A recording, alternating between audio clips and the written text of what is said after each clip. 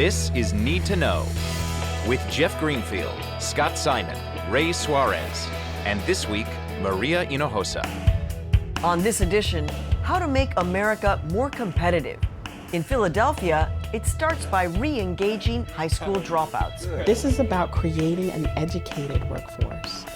You have to get a group of young people that are currently off track on track. Also, why fixing the dropout problem could help fix our economy. If you have individuals that are skilled and know how to problem solve, they're also going to be innovators. And from American Voices, John Meacham. If we don't save the schools, we put everything else we value at risk. Everything. Next on Need to Know. From the Tisch WNET studios at Lincoln Center, this is Need to Know. Thanks for joining us. It's great to be back. The government has released its monthly unemployment report, and the jobless rate went down for the 6th time in the last 7 months. If you go inside those numbers, you'll see that one of the biggest predictors of unemployment is education. For those with only a high school diploma, the unemployment rate is about the national average. Compare that to those with a college degree. Their unemployment rate is about half the national average. And if you never completed high school, the numbers are bleak, 50% higher than the national average. So the message here is clear. If you can manage to get a college degree, your chances of getting a job and keeping it are better. Easier said than done, though. For a host of reasons, economic, social, personal, America's high school graduation rate ranks 21st out of 28 of the world's leading economic powers. Rick Carr reports from Philadelphia on an innovative program designed to bring dropouts back to school. Our story is part of American Graduate, a public media initiative supported by the Corporation for Public Broadcasting to help local communities across America find solutions to address the dropout crisis. You probably heard stories like Justin Rudd's before. A tough neighborhood and a fragile family, a failing school where a vulnerable kid gets caught in a cycle of violence. I was being bullied, and every day going through it was kind of hard, trying to learn and also fighting back. And I didn't want to deal with it no more, so I dropped out. And so what did you do when you left that school? I ended up just staying home, and then when my mom cut me off from everything, I needed money, so I started selling drugs. How old were you at that point? 14. What you probably haven't heard as often is what happens to kids like Justin after they've been on the streets for a few years, and they start to wonder whether dropping out was such a good idea. I didn't want to be like anybody else, being sent in and out of jail over the same stuff over and over again. Justin Rudd is an example of some stark statistics. Nearly 40% of Philadelphia's 9th graders don't manage to finish school in 4 years. Among the thousands of dropouts under the age of 25, over 60% are out of work. The few who do have jobs earn way less than their peers with high school diplomas. And they aren't the only ones who pay the price. Dropouts are making the U.S. economy less competitive. What do you say to the person who says, look, these kids made a choice, they dropped out? In a lot of cases, they're adults. This is a moral imperative. It's also an economic imperative. And for us, this is a workforce issue. Stacey Holland helps run the city of Philadelphia's response to its dropout problem, Project U-Turn. This is about creating an educated workforce. This population of young people will be a part of that future workforce, and we can't afford not to. What we need, based on what we know about the global economy, and since we're in a knowledge economy, that any young person that does not have a high school diploma and minimally some type of post-secondary credential, whether it's a 2-year degree or some type of advanced training, is really going to be left out. So as a result, you have to not only prevent, you also have to recapture. You have to get a group of young people that are currently off track, on track. Since Project U-Turn was launched in 2006, it's become a model for cities nationwide. It's a unique coalition of charitable foundations, social service agencies, universities, and the city, state, and federal governments, all united to help Philly's dropouts drop back in. And it starts with the premise that it's impossible to fix the dropout problem by sending students back to the schools that they left the first time around. And that's part of what Project U-Turn really was designed to do, was to provide educational opportunities that were different from the ones that they disengaged and dropped out from. I think we need to repaint the picture of the dropout crisis. It's really not about kids. It really is about a system, and whether or not the system is organized in a way to educate all young people. One of the project's innovations was to open an office at Philadelphia school headquarters known as the Re-Engagement Center. Holland says before it opened, a lot of dropouts wanted to go back to school. They just couldn't figure out how. We found, on average, the young person was trying to connect 4 times.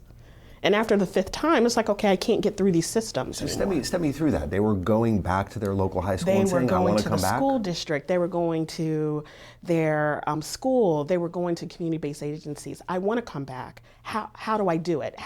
Where do I go? And if you think about a system, you know, there's all these different rules. But if I'm 14 or 15 or 17, I don't know the rules.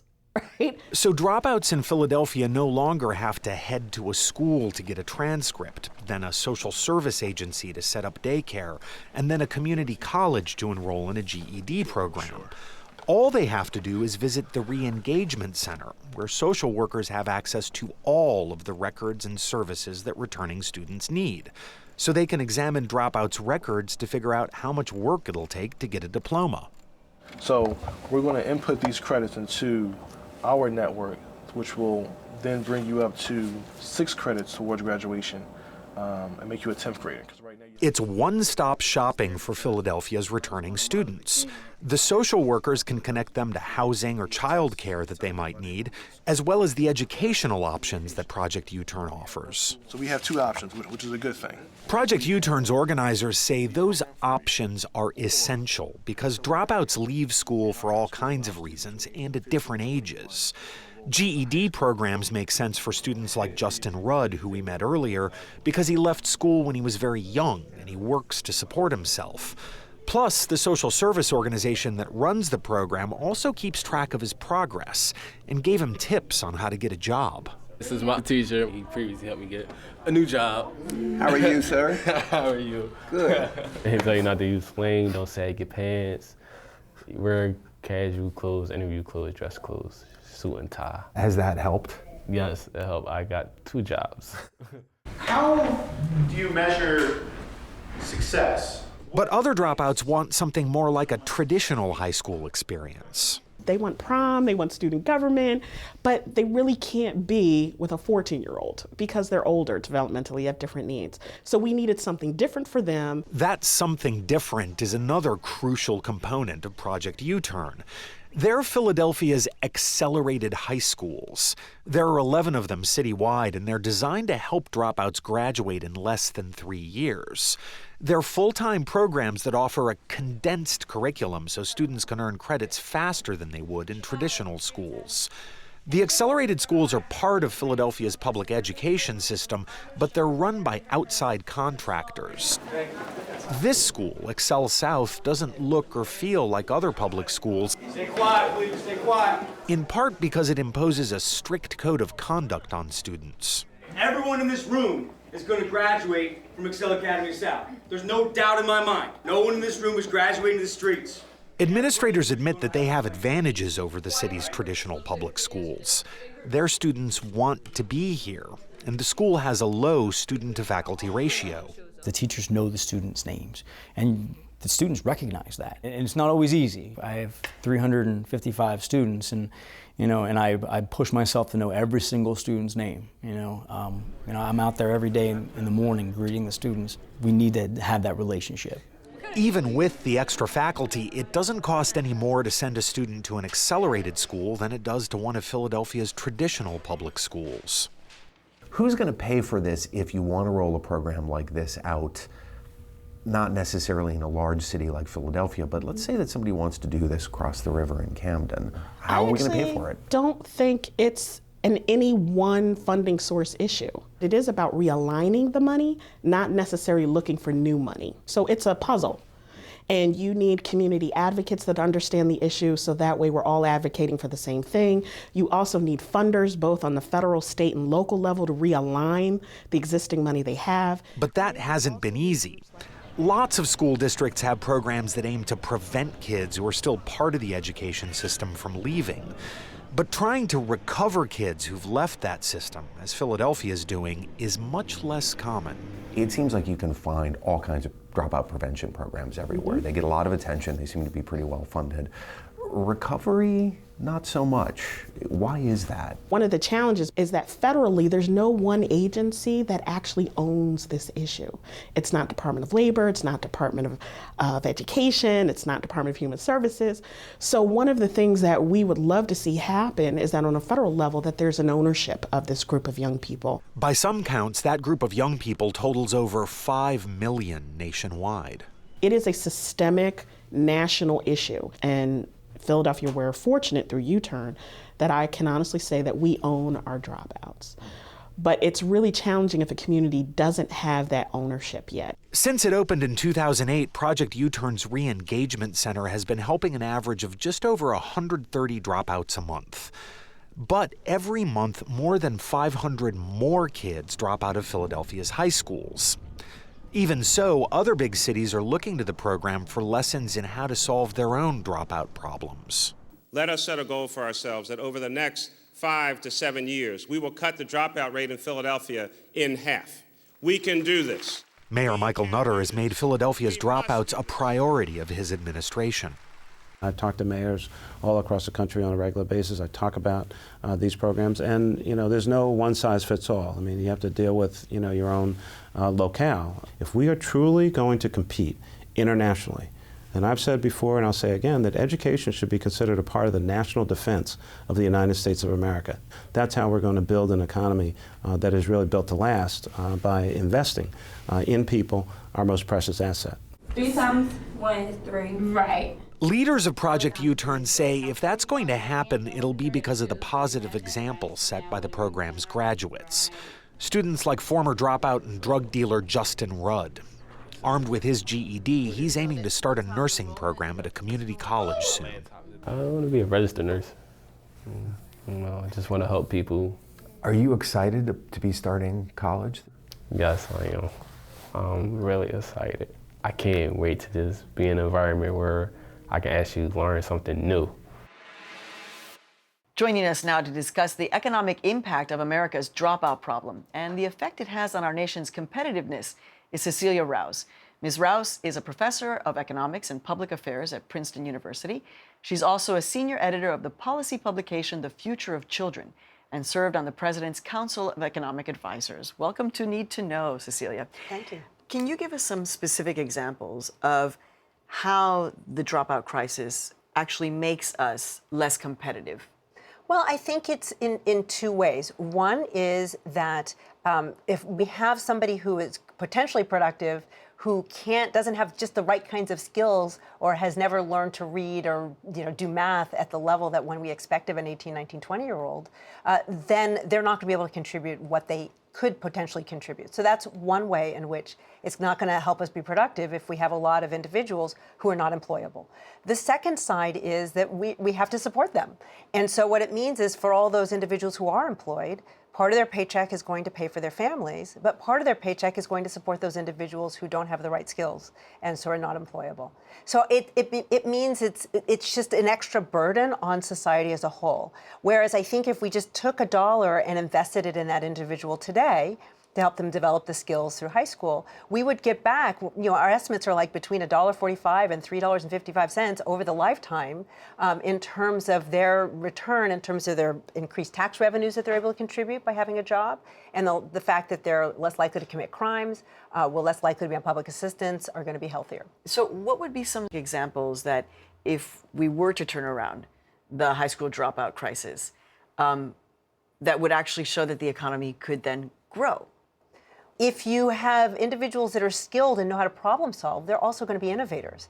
And so they can help think of what is the next innovation, what's the next new iPad that's going to come down the pike. Now, obviously, we have lots of innovators that didn't get their creative ideas through our educational system, but I would challenge you that many of those innovators had learned the kinds of problem-solving skills through their educational system that allowed them to be creative and think of and to put the dots together in a new way. We also know we need entrepreneurs. And, to start a small business, you have to be creative and have the gumption to do it, but you also have to learn to do accounting and to keep track of your bookkeeping and to understand how to manage your business so that it can succeed as well. And so you need to develop those skills, and our educational system is a natural place for that to happen. So if you were devising a program to combat dropouts, what would be the 3 specific things that you would say, here's what we really need to do? These are the 3 things we need to tackle first. If I was going to be focusing a program on dropout prevention, first of all, I probably would invest more in terms of our pre-K and early elementary school years. I do believe that students develop, especially reading skills. If you don't develop those reading skills early on, and we know that you need them to succeed later, I think it's so much harder to catch up.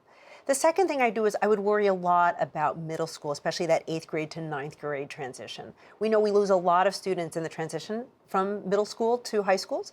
And I think that what we need there is a lot of mentorship and an adult that the students can talk to and help guide them. And lastly, I would ensure that the curriculum is really rigorous. I think it's not that I think that we need to make sure that everybody can do calculus by 10th grade, but I do believe we have to raise our standards and have high expectations. And it's not so that everybody can go to college, but that so everybody is, now what we're all saying is college or career ready. And I take the career part very seriously, because when you talk to employers, they say students and job applicants, they can't read, they can't do basic math, they can't engage with customers in a sensible way. They don't have just the executive functioning kinds of skills to really be able to function in today's workplace. So what would be those specific skills, for example, that high school kids would need to have? So I think the skills at a very high level. One thing that we know is happening in our economy is that, if you think about what computers and machines can do, they can do any kind of job that can be routinized. So what that means is that we human beings, need to be able to take advantage of what we can do that the machines can't do, which is the non-routine types of skills. So we need for our students to be able to problem solve. We need for them to be able to recognize when something's not quite right and to use their creativity to figure out how to solve that problem. It feels like at that point you actually have to work a lot with the teachers to teach this, because that's not in an easy curriculum. Absolutely, and that's where I think many people have argued that our curriculum is stuck back in the 1950s and 1960s, and that everybody, soup to nuts, needs to be thinking about, well, what are the skills that we really need to be teaching our students going forward? Is there the will, though? I mean, what you're talking about is really changing things soup to nuts. Really, the political will, the dollars, the massive resources, does it really exist?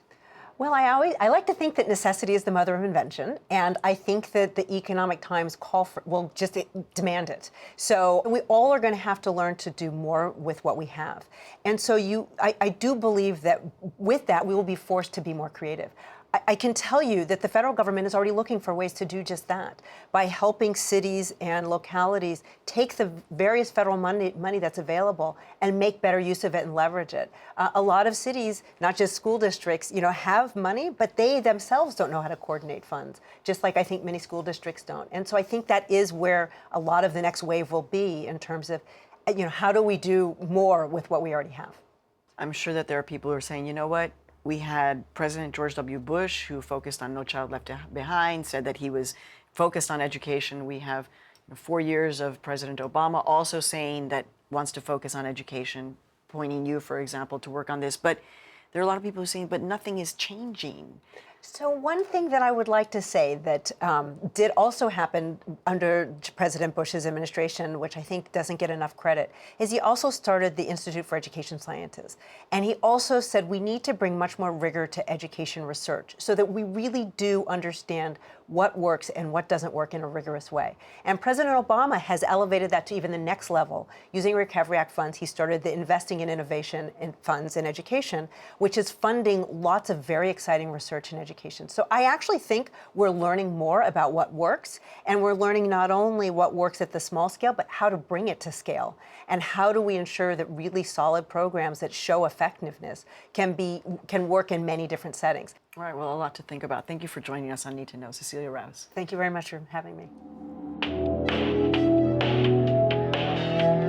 This week, online, participate in our weekly poll. What is to blame for America's high dropout rate? Let us know what you think and why. Visit pbs.org/needtoknow.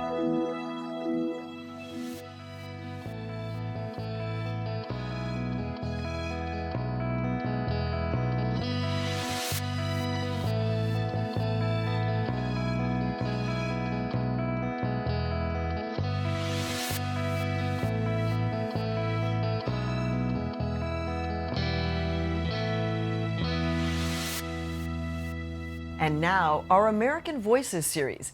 In this installment, getting dropouts back into school isn't just good for them, it's good for all of us. Here's John Meacham.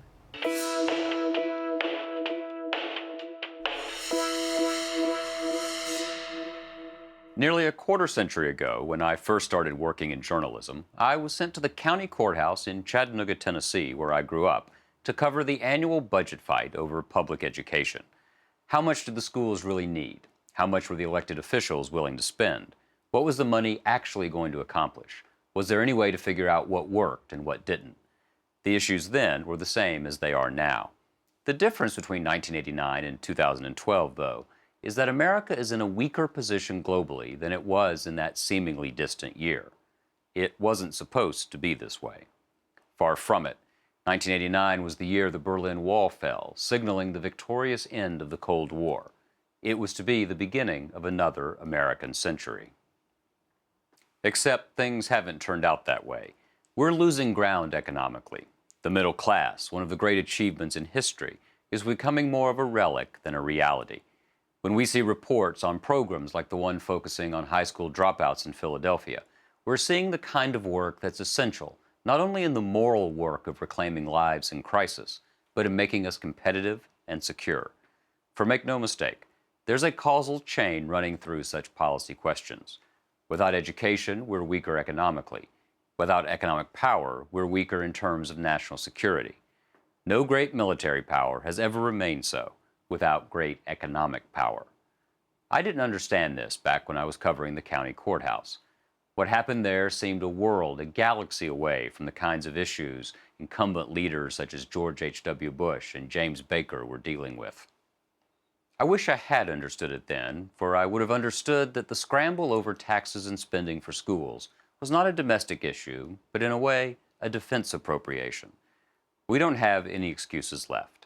It's clear that Philadelphia gets it, and here's hoping everybody else does too. If we don't save the schools, we put everything else we value at risk. Everything.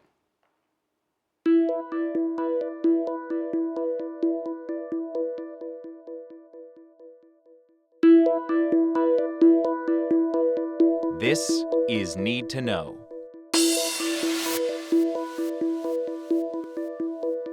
That's it for this edition of Need to Know. For more, please visit us online at pbs.org/needtoknow. And don't forget to participate in our weekly poll. For continuing election coverage from other PBS programs, please visit pbs.org/election2012. Next week, it used to be that politicians decided where the district lines were drawn, virtually guaranteeing themselves votes and victory on Election Day. But not anymore. We are the 14 members of the California Citizens Redistricting Commission. We'll take you to California, where a bold experiment has returned the power to the people. And in 2 weeks... Hey, he's not resisting. Why are you guys using excessive force on him? As you arrived there, what was the very first thing you heard? I heard Anastasia screaming and asking for help. He was being tased for several seconds and wasn't moving and wasn't resisting. I think I witnessed someone being murdered.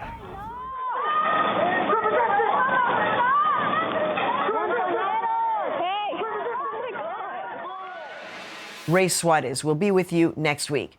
Thanks for watching.